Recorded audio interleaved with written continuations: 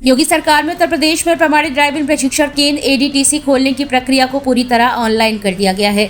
अब आवेदन, स्वीकृति और संचालन से जुड़ी सभी प्रक्रियाएं डिजिटल माध्यम से होंगी, जिससे पारदर्शिता बढ़ेगी और सड़क परिवहन मंत्रालय के द्वारा मोटरयान नियमावली में संशोधन के बाद यह व्यवस्था लागू की गई है। राज्य में हर 10 लाख आबादी पर प्रशिक्षण केंद्र खोलने का प्रावधान है। परिवहन मंत्री दयाशंकर सिंह ने बताया कि नया पोर्टल जल्द लाइव होगा। इस पहल से प्रशिक्षित चालक बढ़ेंगे और सड़क दुर्घटनाओं में कमी आएगी।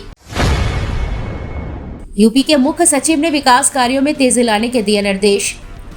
मुख्य सचिव एसपी गोयल ने वीडियो कॉन्फ्रेंसिंग के जरिए मंडलायुक्तों और सीडीओ के साथ समीक्षा बैठक कर विकास कार्यों में तेजी लाने के निर्देश दिए हैं। उन्होंने कहा है कि प्रदेश को $1 ट्रिलियन इकोनॉमी बनाने के लक्ष्य के लिए सभी विभाग नियमित समीक्षा करें। ग्रामीण अर्थव्यवस्था से जुड़ी योजनाओं, SRLM और लखपति दीदी कार्यक्रम पर विशेष जोर दिया गया। अधूरे आवासों को शीघ्र पूरा कराने, अमृत सरोवर, ODF+ और गौ आश्रम स्थलों की व्यवस्था सुधारने के निर्देश दिए गए। यूपी दिवस से आयोजन की तैयारियों पर भी फोकस किया गया। उत्तर प्रदेश में 90 दिन सदन चलाने का नियम फिर भी नहीं हुआ पालन। उत्तर प्रदेश में 1 वर्ष में 90 दिन विधानसभा चलाने का नियम संविधान और विधानसभा की नियमावली में स्पष्ट रूप से दर्ज है, लेकिन अब तक किसी भी सरकार ने इसका पालन नहीं किया है। योगी सरकार के द्वारा 2023 में संशोधित नियमावली के बावजूद 18वीं विधानसभा में साल 2022 से 2025 तक सदन औसतन 15 से 20 दिन ही चला। इससे पहले सपा और बसपा सरकारों के कार्यकाल में भी यही स्थिति रही। कम सत्रों के चलते विधायी बहस सीमित रहती है और सरकारें अध्यादेश के सहारे कानून बनाती हैं। यूपी के 62 जिलों में 1750 असफल राजकीय नलकूपों का होगा पुनर्निर्माण। उत्तर प्रदेश में लंबे समय से बंद पड़े 1750 असफल राजकीय नलकूपों के पुनर्निर्माण का रास्ता साफ हो गया है।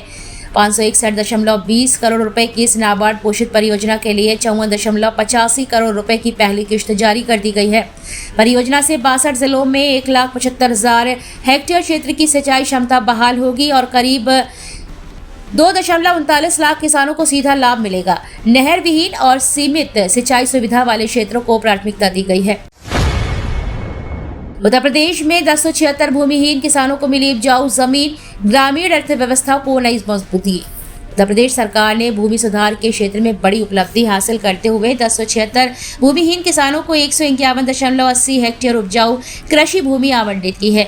राजस्व विभाग ने वित्तीय वर्ष 2025-26 के निर्धारित लक्ष्य का करीब 70% समय से पहले पूरा कर लिया है। इसके साथ ही 3754 ग्रामीण परिवारों को आवास स्थल भी उपलब्ध कराए गए हैं।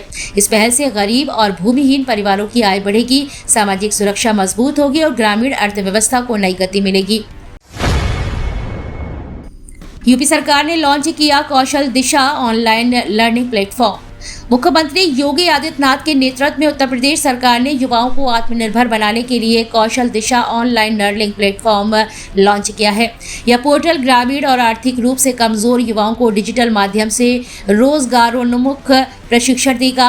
राज्य मंत्री कपिल देव अग्रवाल के अनुसार पोर्टल पर सेल्फ लर्निंग, ऑनलाइन मूल्यांकन और डिजिटल प्रमाणन की सुविधा मिलेगी। दीनदयाल उपाध्याय ग्रामीण कौशल्य योजना के तहत IT, इलेक्ट्रॉनिक्स, स्वास्थ्य, रिटेल, पर्यटन, लॉजिस्टिक्स और गारमेंट सहित 10 प्रमुख सेक्टरों में प्रशिक्षण उपलब्ध कराया जाएगा। यह पहल महिलाओं के लिए भी बेहद लाभकारी साबित होगी। यूपी में ग्रामीण आजीविका से जुड़ी 23 लाख महिलाएं, 111 करोड़ रुपए सीधे खातों में ट्रांसफर। मुख्यमंत्री योगी आदित्यनाथ के नेतृत्व में उत्तर प्रदेश ने महिला सशक्तिकरण की दिशा में बड़ी उपलब्धि हासिल की है।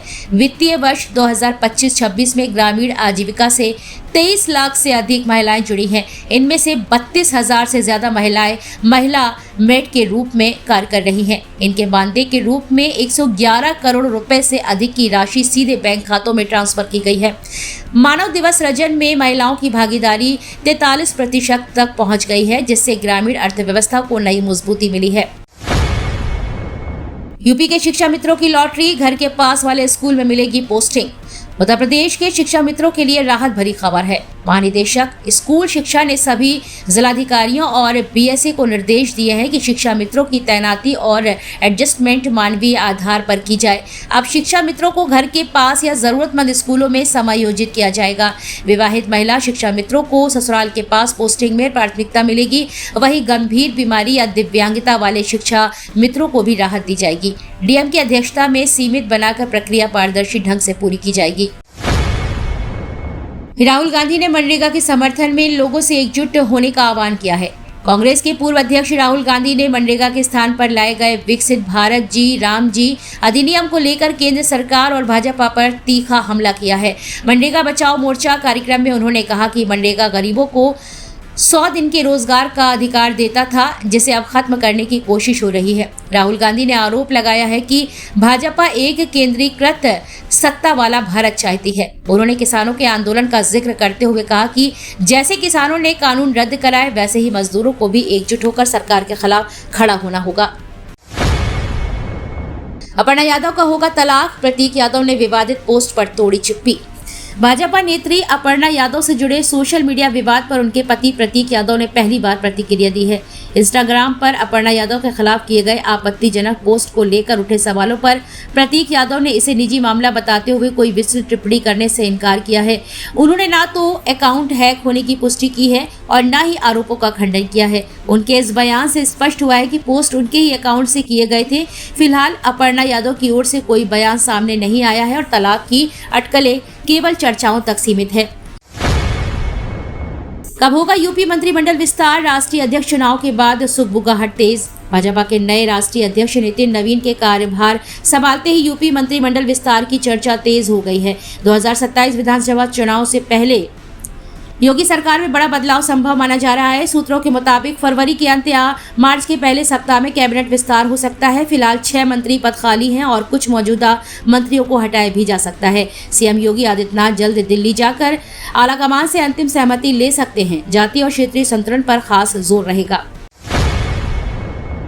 37 जिताएंगे 27, अखिलेश यादव ने कसी कमर, कांग्रेस संग गठबंधन के संकेत। समाजवादी पार्टी अध्यक्ष अखिलेश यादव ने 2027 विधानसभा चुनाव की तैयारियां तेज कर दी हैं। लखनऊ में हुई सांसदों की बड़ी बैठक को मिशन 2027 की शुरुआत माना जा रहा है। अखिलेश ने पीडीए, पिछड़ा दलित अल्पसंख्यक फॉर्मूले को फिर से धार देने पर जोर दिया है और सांसदों से विधानसभा स्तर के जातीय समीकरणों की जानकारी ली है। सोशल मीडिया पर लिखा गया नारा 37 जिताएंगे 27 इसी रणनीति का संकेत है। राजनीतिक गलियारों में चर्चा है कि भाजपा को चुनौती देने के लिए सपा कांग्रेस के साथ गठबंधन कर सकती है। स्वामी अविमुक्तेश्वरानंद को दूसरा नोटिस, माघ मेला प्राधिकरण सख्त। प्रयागराज माघ मेला प्राधिकरण ने स्वामी अविमुक्तेश्वरानंद को दूसरा नोटिस जारी कर कड़ी चेतावनी दी है। मौनी अमावस्या पर वाहन निषिद्ध क्षेत्र में बग्घी के साथ प्रवेश पर भीड़ और भगदड़ की स्थिति पैदा करने का आरोप लगाया गया है। नोटिस में कहा गया है कि उनके कृत्य से लाखों श्रद्धालुओं की सुरक्षा खतरे में पड़ी। साथ ही शंकराचार्य पद के उपयोग को सुप्रीम कोर्ट की रोक का उल्लंघन बताया गया है। जवाब न मिलने पर मेला क्षेत्र में स्थायी प्रवेश प्रतिबंध की चेतावनी दी गई है। स्वामी अविमुक्तेश्वरानंद ने भी प्रशासन को कानूनी नोटिस भेजा है। राहुल गांधी की शादी पर डिप्टी सीएम ब्रजेश पाठक का तंज बयान हुआ वायरल। उत्तर प्रदेश के डिप्टी सीएम ब्रजेश पाठक ने कांग्रेस नेता राहुल गांधी की शादी को लेकर तंज कसते हुए विवादित बयान दिया है। हापुड़ में भाजपा के संवाद कार्यक्रम के दौरान उन्होंने कहा कि 55 और 56 साल की उम्र में राहुल गांधी की शादी अब मुश्किल लगती है। उन्होंने सनातन परंपरा का जिक्र करते हुए कटाक्ष किया और कहा है कि ऐसे लोगों को माला पकड़ाकर राम नाम जप कराया जाता है। ब्रजेश पाठक ने कांग्रेस और सपा दोनों पर परिवारवाद का आरोप लगाते हुए कहा कि आगे भी गांधी और यादव परिवार से ही नेता निकलेंगे। 23 जनवरी को पश्चिमी यूपी में बदलेगा मौसम, आंधी बारिश और ओलावृष्टि की चेतावनी। उत्तर प्रदेश में 23 जनवरी 2026 को मौसम का मिजाज बिगड़ने के आसार हैं। मौसम विभाग के अनुसार पश्चिमी उत्तर प्रदेश में तेज आंधी, गरज चमक के साथ बारिश और कई जिलों में ओलावृष्टि हो सकती है। बुलंदशहर, अलीगढ़, मथुरा, आगरा, बिजनौर, अमरोहा, मुरादाबाद, रामपुर, बरेली और बदायूं में ओलावृष्टि का अलर्ट जारी कर दिया गया है। वहीं मेरठ, गाजियाबाद, सहारनपुर, शामली, मुजफ्फरनगर समेत कई जिलों में येलो अलर्ट है। किसानों और लोगों को सतर्क रहने की सलाह दी गई है। तो ये थी आज की 15 फटाफट खबरें। अगर आपको वीडियो पसंद आया तो वीडियो को लाइक, शेयर व कमेंट जरूर करें। धन्यवाद।